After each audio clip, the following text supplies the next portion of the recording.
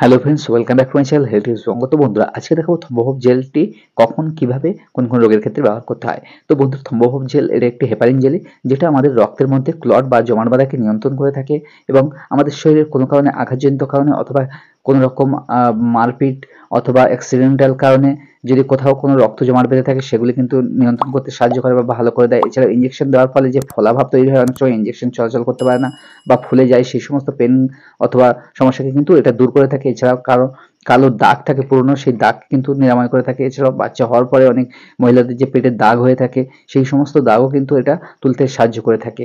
যেহেতু এটা heparin jelly, কিন্তু খুব সুন্দরভাবে দাগ তুলে থাকে এবং এটা সারাদিনে কিন্তু 2 থেকে 3 বার ব্যবহার করতে হয় এবং ইমার্জেন্সি বাড়িতে কিন্তু এটা একটা করে জেলি রাখতে হয় এবং এটা জাইডাস কোম্পানি হয়ে থাকে।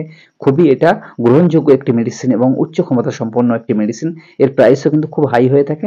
এখন আপাতত 228 টাকায় এমআরপি কিন্তু হয়ে থাকে। তো বন্ধুরা, এটা খুবই ভালো একটি মেডিসিন থম্বহব জেল। আপনারা একবার হলেও ব্যবহার করে দেখতে পারেন। তো ভিডিওটি ভালো লাগলে অবশ্যই লাইক, কমেন্ট, শেয়ার করতে ভুলবেন না এবং এই চ্যানেলে নতুন হলে অবশ্যই চ্যানেলটিকে সাবস্ক্রাইব করে পাশে থাকা বেল আইকনটি অল করে দিতে ভুলবেন না। ধন্যবাদ।